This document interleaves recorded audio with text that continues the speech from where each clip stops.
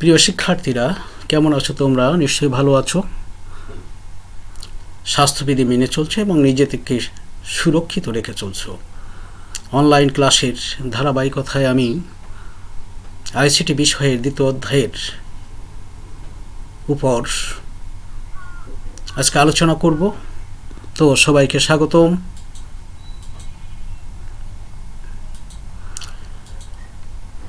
শিক্ষক পরিচিতি: আমি প্রণবেন্দু রায়, প্রভাষক তথ্য যোগাযোগ প্রযুক্তি, বাজুয়া সুরেন্দ্রনাথ ডিগ্রি কলেজ, দাকোপ, খুলনা। আজকের আলোচনার বিষয় ডেটা ট্রান্সমিশন মেথড।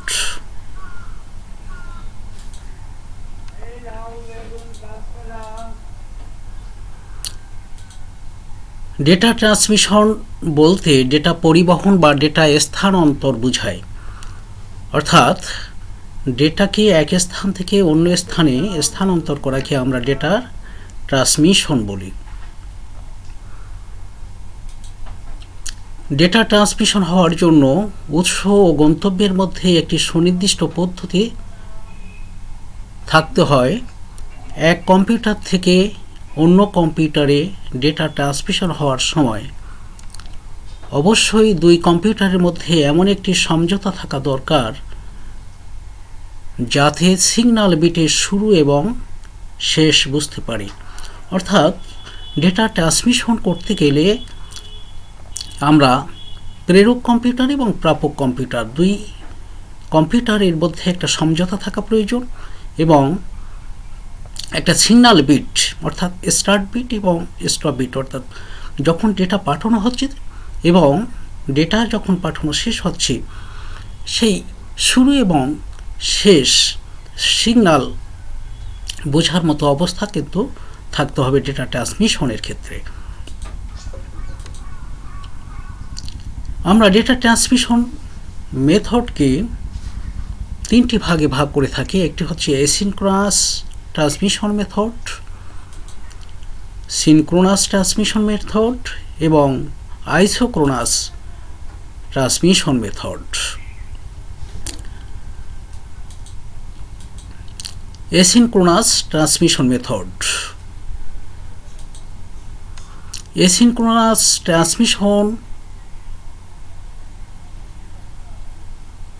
অ্যাসিনক্রোনাস ট্রান্সমিশনে প্রেরক হতে গ্রাহকের ডেটা একটি করে অর্থাৎ ক্যারেক্টার বাই ক্যারেক্টার পাঠানো হয়। যখন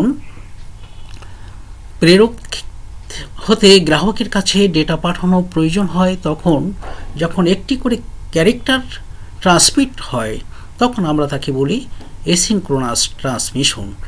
প্রিয় শিক্ষার্থীরা, তোমরা জানো যে একটি ক্যারেক্টার কম্পিউটারের মাধ্যমে যখন একটি ক্যারেক্টার সাধারণত কম্পিউটার তৈরি করে থাকে 8 বিটের সমন্বয়ে কিন্তু একটি ক্যারেক্টার তৈরি হয়, অর্থাৎ কম্পিউটার 8 বিটের সমন্বয় ঘটিয়ে একটি ক্যারেক্টার তৈরি করে এবং সেই ক্যারেক্টার বাই ক্যারেক্টার যখন ট্রান্সমিট হয় তখন আমরা তাকে বলি অ্যাসিনক্রোনাস ট্রান্সমিশন। এই ধরনের ট্রান্সমিশনে প্রেরক যে কোনো সময় ডেটা প্রেরণ করতে পারে এবং তা গ্রহণ করতে পারে। এক্ষেত্রে ডেটা ট্রান্সমিশনের জন্য প্রেরকের কোনো প্রাথমিক স্টোরেজে সংরক্ষণের প্রয়োজন হয় না, অর্থাৎ ডেটা ট্রান্সমিশন যখন করা প্রয়োজন হচ্ছে বা করছে প্রেরক তখন কোনো প্রাথমিক স্টোরেজের প্রাইমারি স্টোরেজের অর্থাৎ প্রাথমিকভাবে জমা রাখার জন্য কোনো স্থানের প্রয়োজন হয় না কম্পিউটারে।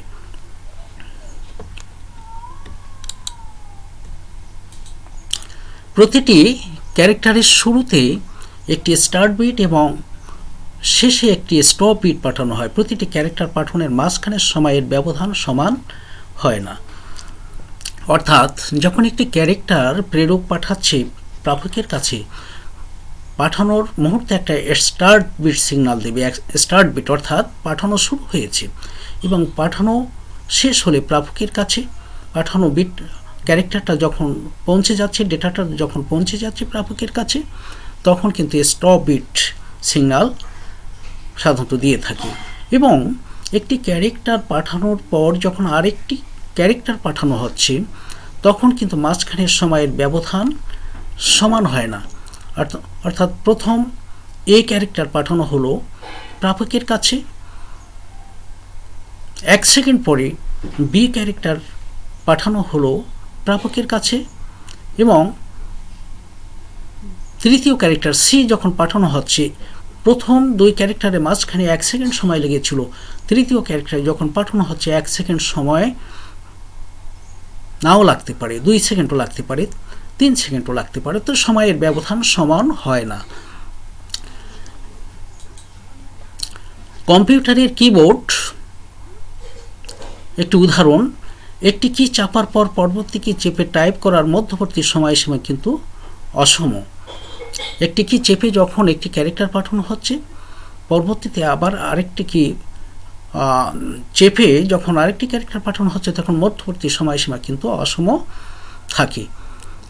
তাহলে কম্পিউটারের কিবোর্ড একটি উদাহরণ। দেখো এখানে একটি স্লাইডে দেখানো হয়েছে প্রেরক টেইলার আর প্রাপক রিসিভার। ঢাকা, এখানে DHAKA, এই ঢাকা শব্দটির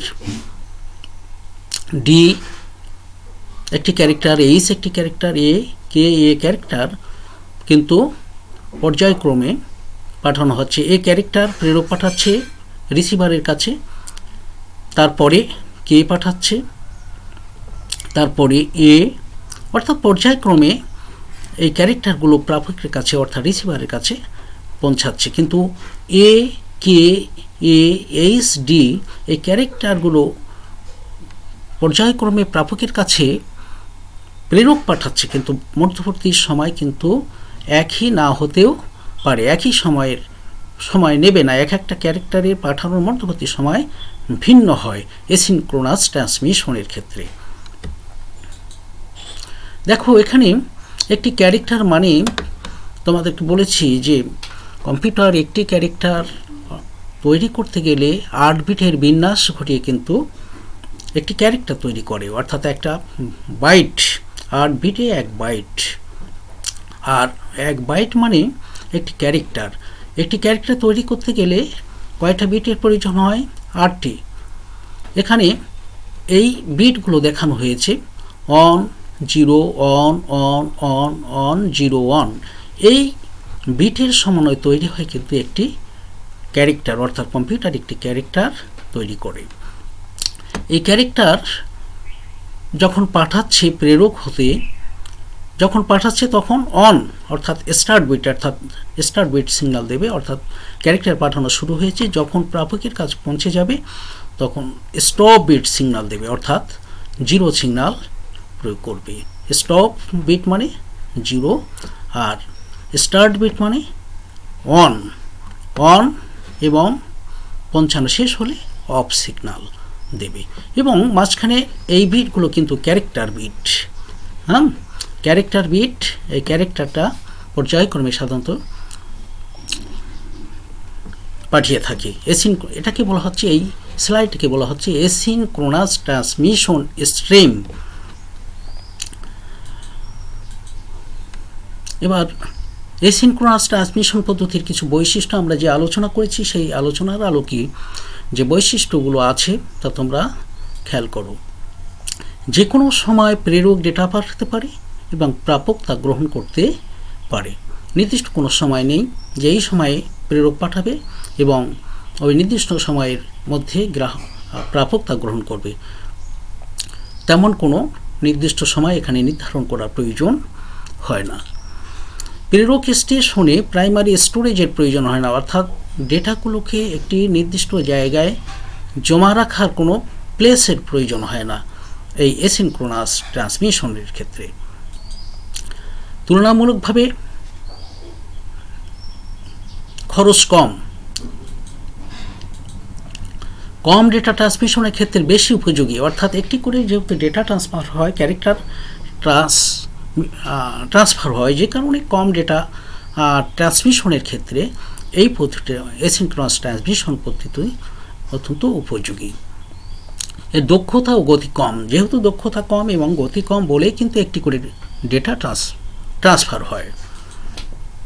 প্রতিটি বর্ণের সাথে একটি স্টার্ট বিট এবং একটি স্টপ বিট পাঠানো হয়, অর্থাৎ একটি করে বর্ণ অর্থাৎ পাঠানো হচ্ছে তার শুরু সিগন্যাল এবং পাঠানো শেষ হলে শেষ সিগন্যাল, স্টপ বিট সিগন্যাল দেওয়া হয়।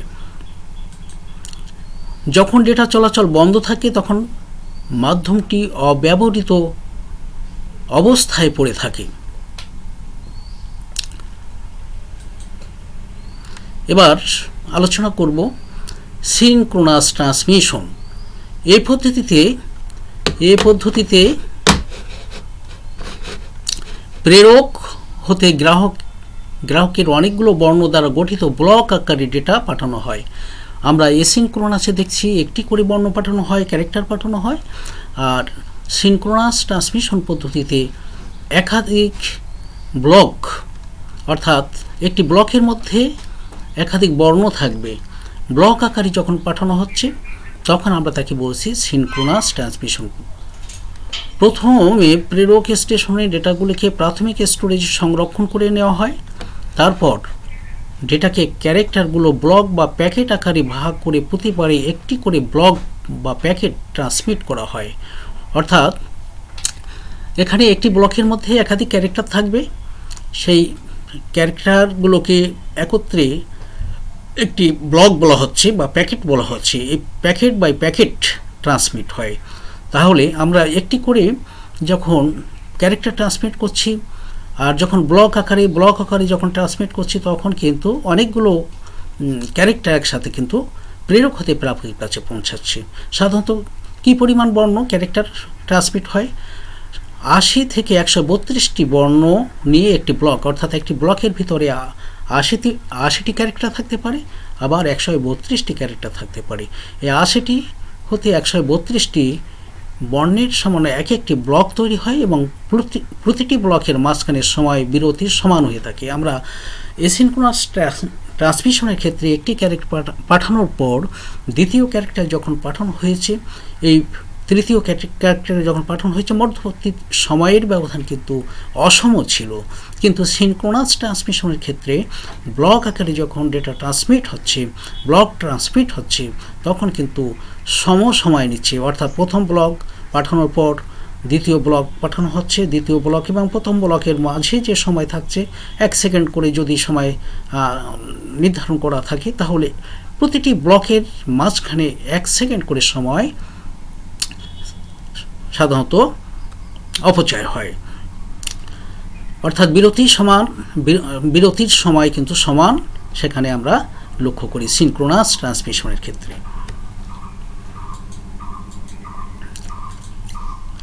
সাধারণত 80 থেকে 132টি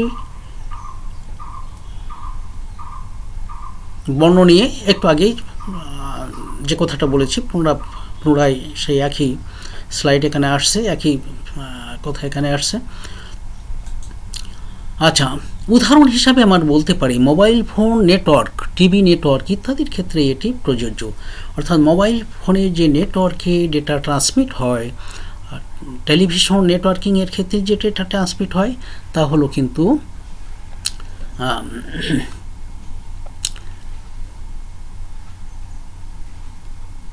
এই পদ্ধতির সাপেক্ষে। মোবাইল ফোন নেটওয়ার্ক এবং টেলিভিশনের যে নেটওয়ার্ক আমরা লক্ষ্য করি তা সিনক্রোনাস ট্রান্সমিশন পদ্ধতি।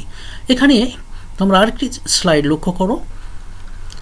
সিনক্রোনাস ট্রান্সমিশনের ক্ষেত্রে আমরা প্রেরক, টেইলার এবং প্রাপক হিসেবে এখানে রিসিভার যে রিসিভ করছে তাকে আমরা প্রাপক বলছি, এবং প্রেরক যে ব্লক আকারে ডেটাগুলো পাঠাবে সেই ব্লক আকারে ডাটাগুলো কিন্তু প্রাথমিক স্টোরেজে, সিনক্রোনাসের ক্ষেত্রে প্রাথমিক স্টোরেজে জমা থাকে।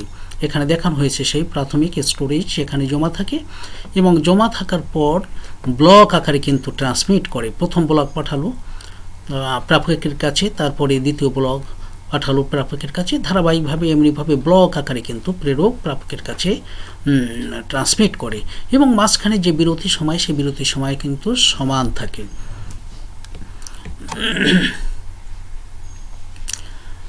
সিনক্রোনাস ট্রান্সমিশনে কিছু বৈশিষ্ট্য আমরা যে আলোচনা করেছি পূর্বে, সেই আলোচনার আলোকে বৈশিষ্ট্যগুলো কী হতে পারে তোমরা খেয়াল করো।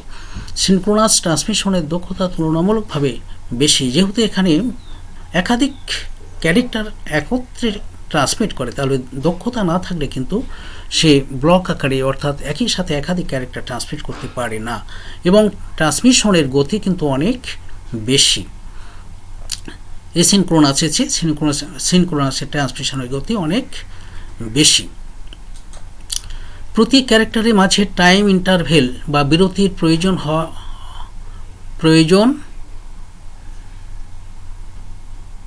হয় না, বিরতির প্রয়োজন না। এখানে প্রতিটি ক্যারেক্টারের অর্থাৎ প্রতিটি ব্লকের মাঝে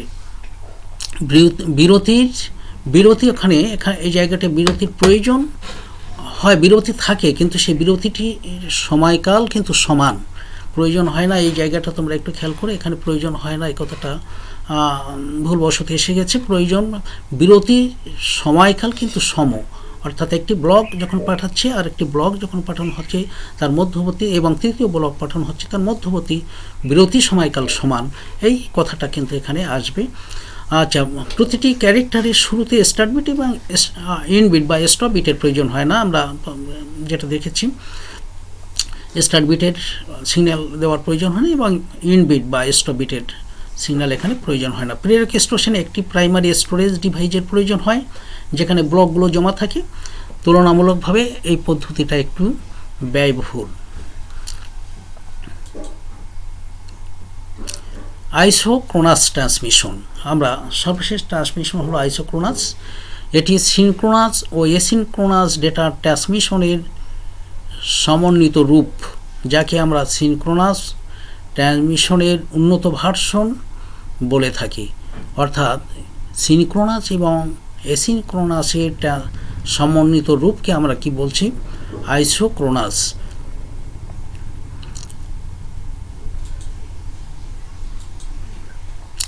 দুটি ব্লকের মধ্যে সময়ের পার্থক্য 0 একক করার চেষ্টা করা হয়। সাধারণত রিয়েল টাইম অ্যাপ্লিকেশনের ডেটা ট্রান্সফারে এই পদ্ধতি ব্যবহৃত হয়। আমরা প্রথমে যে মেথড দেখেছি ট্রান্সমিশন মেথড, সেখানে বিরতির সময় অসম ছিল। সিনক্রোনাসের ক্ষেত্রে আমরা দেখেছি বিরতির সময় সমান, আর আইসোক্রোনাসে লক্ষ্য করছি যে বিরতির সময় কিন্তু শূন্য রাখা হয়, অর্থাৎ শূন্য এখানে থাকে বিরতির সময়কাল, কোনো মাঝখানে কোনো অলস সময় কিন্তু ডিভাইস ব্যয় করে না, শূন্য সময়। সাধারণত real time application data transfer এই পদ্ধতিতে ডেটা ট্রান্সফারে এই পদ্ধতি ব্যবহার করা হয়ে থাকে। দুটি অডিও ভিডিও কলের ক্ষেত্রে এই পদ্ধতিতে ডেটা ট্রান্সমিশন হয়ে থাকে। আমরা যে অডিও কল করি বা ভিডিও কল করি, সেই পদ্ধতি কিন্তু আইসোক্রোনাস ট্রান্সমিশন পদ্ধতির সাপেক্ষে কিন্তু কাজ করে থাকে। তা প্রিয় শিক্ষার্থীরা, আজকের এই আলোচনা থেকে কিভাবে ডেটা ট্রান্সমিট হয় প্রেরক হতে প্রাপকের কাছে বা এক ডিভাইস থেকে আর এক ডিভাইসে, তা আমরা শিখলাম। এবং সেই পদ্ধতি তিনটে হলো এসিনক্রোনাস, সিনক্রোনাস এবং আইসোক্রোনাস। এই অংশ থেকে কিন্তু অবজেক্টিভের প্রশ্ন আসে, আবার জ্ঞান অনুধাবনের প্রশ্ন আসে। অনেক সময় প্রশ্ন এসিনক্রোনাস এবং সিনক্রোনাস ট্রান্সমিশনের মধ্যে কোনটি বেশি সুবিধাজনক, তুলনামূলক আলোচনা করো, এমনিভাবে কিন্তু প্রশ্ন আসে। প্রিয় শিক্ষার্থীরা, তোমরা এই জায়গাটা গুরুত্ব সহকারে পড়বে, এবং আগামী ক্লাসে আবার নতুন একটি বিষয় নিয়ে তোমাদের সামনে উপস্থিত হব। সেই পর্যন্ত তোমরা ভালো থাকো, সুন্দর থাকো, স্বাস্থ্যবিধি মেনে চলো। তো সবাইকে ধন্যবাদ।